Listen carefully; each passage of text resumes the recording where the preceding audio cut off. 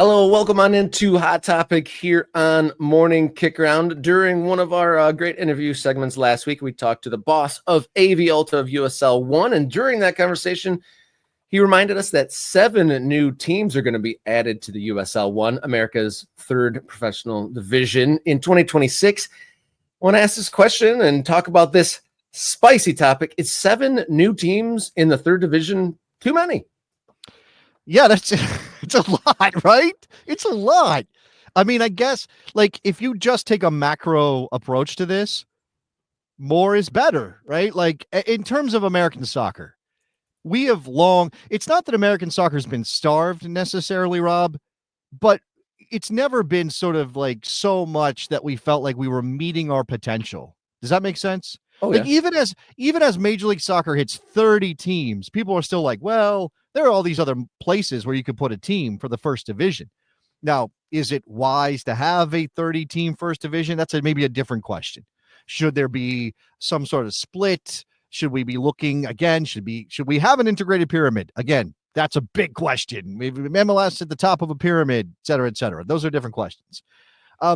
If you talk about like just do we want more teams, the answer is always going to be yes. But I guess there is a sense of like how you should do it or how you should roll it out. On the screen right now, you can see all of the 7 teams that are supposed to be launching in USL League One in 2026. Now, I believe there is at least one more team that is not on this list that will launch after 2026 or is supposed to launch after 2026. There are also, I think, some expansion projects that have maybe stalled a bit. Is that a fair way of describing it, Rob? Like we've talked about some of these on our show. Like if you go and you look at so I think there's maybe a team in Florida, another team in Florida that could pop up.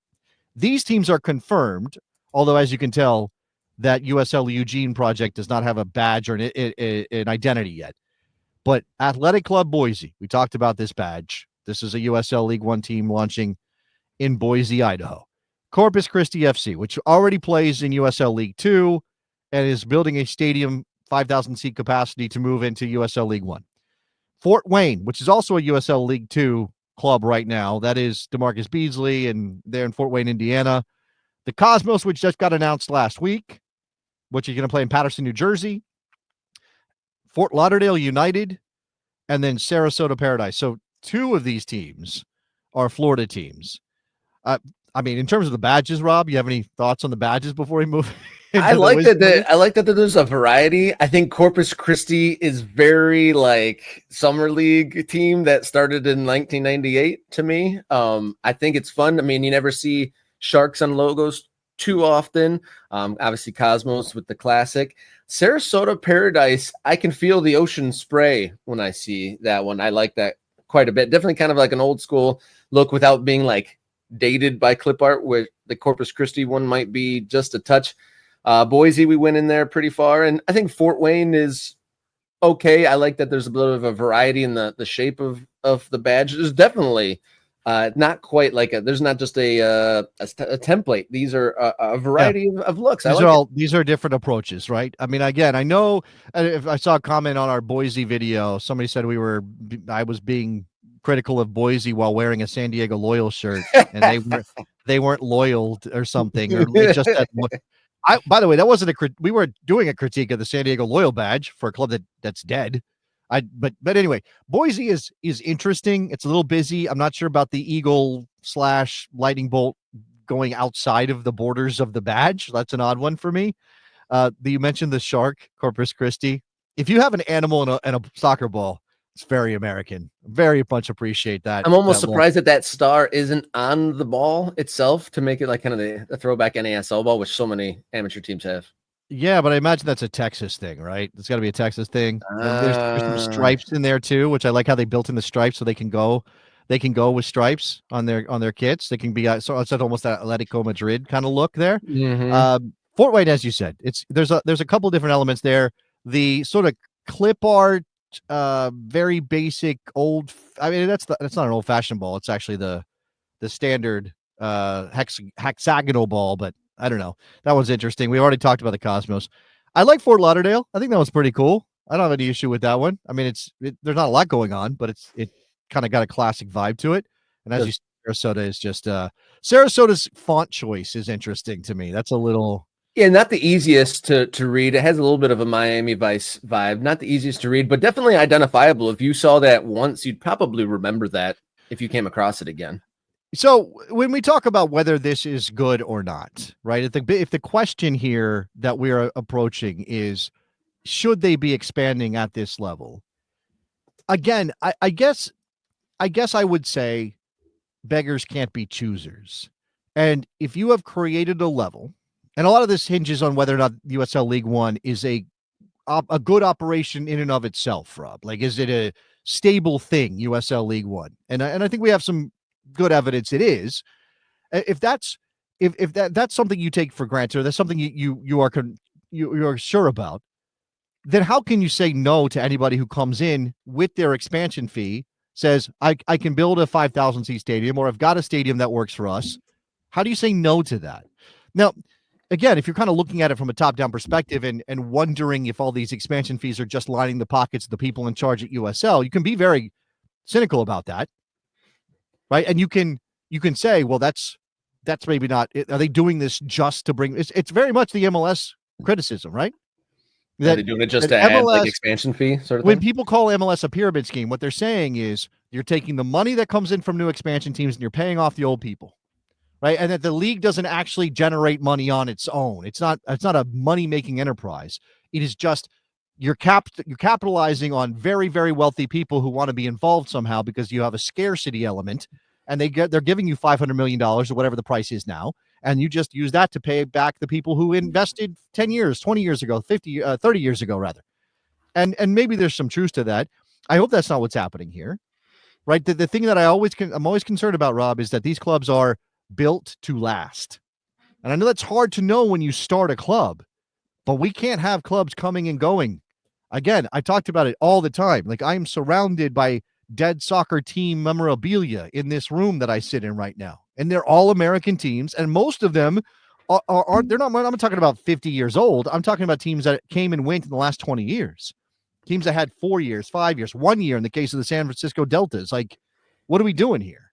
And there's a number that gets bandied about quite a bit. Like, was it in the hundreds of teams? Was it like 178 teams or whatever have died since the early 90s?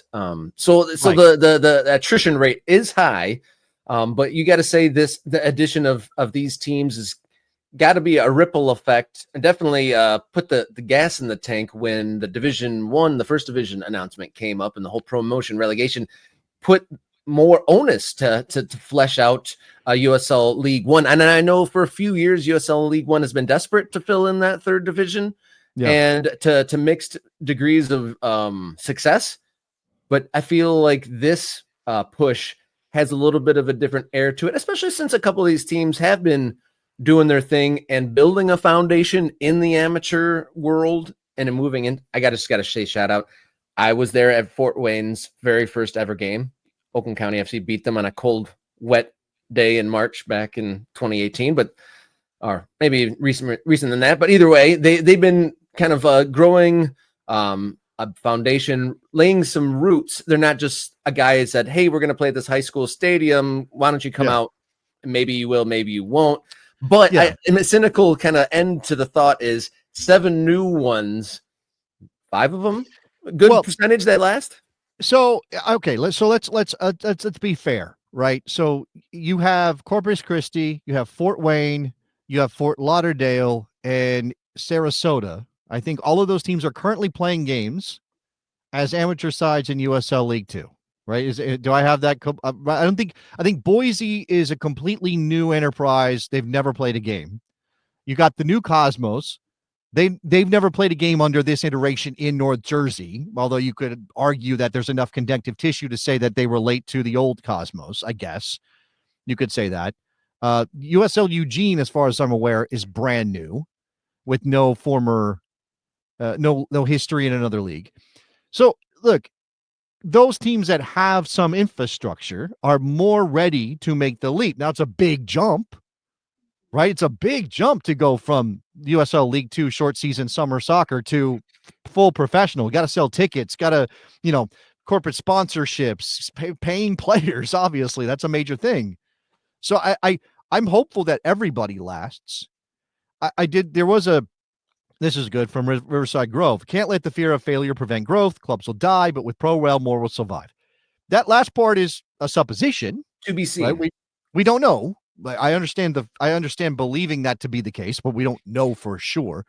In terms of whether pro rel is driving this, I would say that certainly there are going to be teams and people who are like, oh, I'm intrigued more now by the fact that pro rel is coming or might come, right? Again, that's still in the works to the USL. But there's also that barrier of professional league standards and what clubs meet those standards. And we always focus on the first division, Rob, because if USL is going to create a first division, the professional league standard there, one of them involves a 15,000 seat stadium. It also involves how financially secure your primary owner is and stuff like that. But let's just focus on the stadium because that's a tangible thing you have to have. And we're like, well, Detroit is now expanding their plan to 15,000 seats so they can meet the standard. And there are other teams that already have that. But there are places that would have to invest more money. Louisville would have to invest more money to meet a Division I standard if it holds. Right? Like if there's not a renegotiation of the professional league standards by US Soccer, USL is going to have to get those stadiums up to that level, and they're going to have to get some waivers. None of these teams are going to be playing in stadiums that are remotely close. So if you're like, oh, well, Pro Rel is going to open everything up, and these teams could imagine themselves playing the first division, how is that going to happen when Corpus Christi is building a soccer complex where their stadium will seat 5,000 people? Can they just add 10,000 seats? Should they get promoted to the first division? And you can't really, financially, you can't commit that money to something you don't know is going to happen. So I think that all of this is interesting in that regard. Yeah, it'll be interesting to see how this all plays out. But to your point of the waivers and whatnot, and when the promotion and relegation announcement did come down from USL HQ, and all these teams are kind of throwing their hat in the ring, there was an assumption that maybe USSF would become more lenient with the waivers, both at the top all the way down, because there's a lot of teams lining up for this. And there was an assumption that there were some waivers coming, but we really haven't heard anything specific that's going to be the case. No, I do think that's coming. I do think I do think revised standards may come. I do think waivers are going to be a thing. But why have standards if you're going to issue 50 waivers on various different elements of the professional league standards? Why even have waivers, or why even have standards? And of course, the standards have been challenged, right? That's what part of what the NASL was doing when they went to court against US Soccer and MLS. They were challenging collusion, but also around the standards. And Eric Stover, I believe it was Eric Stover, specifically mentioned that if it was in the article that Jeff Ritter wrote for The Athletic, he mentioned that if not for the lawsuit, if not for the challenge that NASL and the Cosmos and Rocco Comiso put to US Soccer, there wouldn't probably be a USL Super League, because that's a first division league, right? And US Soccer granted that league first division status, and Stover sees that as connected to the legal challenge. That's basically like, your standards are nonsense, or you can't lock out another league from first division status because you have a relationship with a different one, right? And this gets into what is best for American soccer, and I'm not going to say I have all the answers, right? But one thing that Rocco and the NASL said was that US Soccer was too cozy with MLS, and they were doing things to benefit MLS that damaged NASL, or damaged NASL's ability to compete at the same level. Now, is it good for any country to have two first divisions, Rob? Do you know the answer to that? Because I don't know the answer to that. It can't be. I don't know. It's complicated because obviously we've never really seen it. But it doesn't seem like the right thing in a natural setting. Obviously, it's hard to implement the systems of other places because of antitrust and monopolization and whatnot. But it does seem like the natural flow that everyone should be playing towards the same goals, that a champion of the first division would be the champion of all, because there would be an asterisk then, like MLS, obviously it's been the only first division league for quite some time, and they can say that they are the top club team because they are the unicorn league. But so when this USL Division 1, the Premier or whatever they're going to call it, comes to fruition, there's going to be 2 first division winners. Doesn't feel right. Yeah, yeah, and look, I also recognize that because of the size of the country and all of those things, that maybe it's not the end of the world. I don't know. It doesn't, as you said, there's no other place where this is a thing. Although we do have Andy saying that Brazil had multiple first divisions until 1971. That was based on the state leagues and all that stuff, which Brazil is very messy from that historically. Whether or not we can do something like that here, again, that would require splitting up leagues into various little buckets. And I don't think there's an appetite for that. That's what I mean when I talk about that we're a league first country and not a club first country.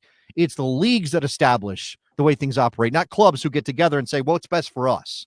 Right? It's always the league who's dictating to the clubs, like, you do this and do that, and then you're in your league. Again, all of these teams are franchises. USL may be more liberal and open with the way clubs can operate. They're individual entities in a way that MLS teams are not individual entities because of single entity. But that doesn't mean that they're not also beholden to USL. And we have had league splits in this country, and I don't know if we want to go back down that road and all of those things. Okay, so there is the question of the stadiums, which I just brought up. And I want to bring this in. They can rent out bigger stadiums that meet the standards when they move up and down.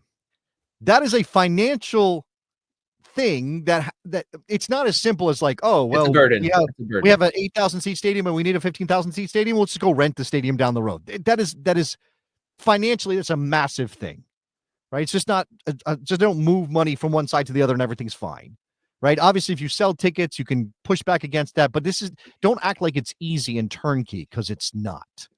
It's complicated. And I want this all to happen. Like, I want these clubs to thrive, and I want Pro Rel to work, and I want clubs to be able to move up and down the pyramid like we see in other countries in a way that feels natural, that feels right, that isn't sort of, I don't want there to be a situation, Rob, where a team wins a league and goes, well, actually, yeah, we can't go up. Yeah, we can't. We got to stay here because we just don't got the stuff. Nobody wants that. That undermines promotion and relegation as a feature of the competition. One thing that, in theory, in my mind, I've thought about in the early days, maybe the first 5 years or so of the Promo Rel system, maybe you can pocket a promotion. Maybe your stadium's not coming down the line for a couple years, and you don't meet those requirements. You don't get the waivers that you need. Maybe like you win the second division, and maybe like when you're ready, you're like, I accept the promotion, sir. This is like a one-up, like an extra man in a video game. I'm just gonna put that over here, and if I need it, I'll use it later. I mean, obviously, look, again, it's a very funny idea. It's a problem if your league's filled out already. Somebody accepted when you didn't, and now the league is full. And then what are you going to punish somebody who just won the league? No, you can't go in yet because the team that won the league 2 years ago is finally ready to come up. I think there is there's a dream world where we have this huge number of clubs and everybody's connected, and there's this, again, it sort of it operates in the ideal way we imagine an open system to act. We are so far away from that. We have to be realistic about the steps between here and there. And we may never get there. We should work for it. We should always work towards it. By the way, that would be like a voucher. That's very funny. We should always work for it. But I just, these are interesting challenges to face, to acknowledge, even if they are hurdles that can be cleared. And this early stages is kind of just like the foundations and stepping stones. I put a comment from Andy. Thank you for all your comments today, Andy. Like, we need like 200 more teams to be a true system, because a lot of time when we've been talking about USL 1, everyone, there's a lot of comments saying that, this sort of level needs to be regionalized, and fair enough. And then also pulling in the same direction. So like, say there's 200 more teams, then those regional teams build into the third tier and so on up the way. So we could just be scratching the surface here, a torch in the dark cave, just inching our way towards these things, creating the mechanisms to allow that to even happen. Most important, you can't be promoted if you don't exist. I know, I'm sorry, but you can't be promoted if you don't exist. So if you launch a club, or if a club starts in any given place, there needs to be a plan to make sure that this is a viable, whether promotion ever comes, it's a viable operation that isn't going to go anywhere. Right? That is so important here. And look, I've never launched a soccer team, so I can't tell you exactly what goes into it. I've seen enough come and go that I have a sense of, well, you better be really committed. You better be ready to lose some money. You better be connected to your community in ways that help you navigate the difficult times, because it's easy to start something. It's much harder to make it last. And when we talk 7 teams coming into USL League One, what we want are teams that last. I don't care what your badge is. Ultimately, what matters, and I said this on the Cosmos thing I did on Friday when you were out, Rob. Ultimately, the way that Cosmos badge looks doesn't matter to me. Ultimately, the name of the club doesn't matter to me. You can argue how important it is to have the right identity in your given town, in your given market. You know, how much does it matter that this is something you can sell t-shirts for? I don't know. Like, obviously money is important, so you could argue that. But what's most important is that the people in your area who are going to buy tickets, because that's what it's about at this level, they're going to buy tickets. They want to come see you play. They want to be engaged in what you're doing. That's the most important thing. And if you get that part right, everything else will fall into place. Yeah, to your point, is this Cosmos version the version of the Cosmos that stays around for 100 years? I mean, we shall see. What is this version? 2 or 3, maybe 3 or 4 for them. And is this the one that sticks? We shall see. Yeah. One more comment. This is a reasonable thing to say. It doesn't matter, but the optics are the only thing anyone is talking about. All right. That, like, when it comes to the Cosmos, that's what we know right now. And again, when I talked about this on Friday, if you didn't watch Friday's show, there is a 40-minute video on the channel, me talking about the Cosmos and engaging with the chat on that. And yeah, I talked about the image, I talked about the name, and I talked about how it felt weird that this is going to be a USL League One team with that history of Pele and Canali and all that. I talked about my discomfort with that. My discomfort shouldn't decide whether they use it, just my opinion about it. And hopefully we talk to people from the Cosmos in the near future on their show. I've reached out. We're going to try to get Eric Stover or Giuseppe Rossi or whoever wants to come on the show. We'll take whoever wants to come on the show from the Cosmos to talk about this. Like, I want to do that. I want to engage directly because I don't want to make any presumptions about what they're doing. And I said this on Friday. The fact that Giuseppe Rossi, a North Jersey kid, is engaged with this, involved in this, directing this from the soccer side, that is huge. That is massive. And if they do the right things in connecting with their fan base, they should be okay. They're going to have hurdles just like everybody else, but that's the part that ultimately matters, right? And if in the beginning, because this is all they got, the name of the Cosmos gets them some heat, more power to them. If that's what they think they need to do to get themselves in a position to be successful, and I don't just mean winning soccer games, but existing as an American soccer team for a long time, then more power to them. We shall see how that goes. And all these teams, how will they fare? Well, that should probably do it for today's episode of Morning Kick Around. It was a great show. Thank you for the active conversation going on in the chat. Let's keep it going beyond this. Of course, we're live here today and on demand on the Morning Kick Around YouTube channel. And today, a good encapsulation of what we're focused on here in Morning Kick Around. We, tipped our hat to the Volunteers, keeping the game going. The summer soccer league season just about wrapping up, going into the postseason. So a lot of teams shuttering their doors for the next 9 months, and credit to all those putting their hard-earned time and hours into making those clubs happen. We also talked about the Club World Cup, the World Championship of Club Soccer, as they've donned themselves, did that. And thank you to our guest, Jack Grimsey, amongst the variety of guests that we get on the show here, from influential content creators to club leaders and many more. Got interviews there. And then we're talking expansion here and badges and the new landscape of American soccer here. So encapsulation of Morning Kick Around. Thank you for being along on the ride. If you haven't hit subscribe yet, do so now. Let's cross over that 2,900 member or subscriber mark. And if you want to help out more, become a member, become an MK Ultra. You get access to the Discord server with great conversations. The conversation definitely keeps going there. Early access to videos. We make bonus content, and you're helping this show grow. And there's also coffee.com/morningkickaround, where we have some specific fundraiser goals for some specific projects.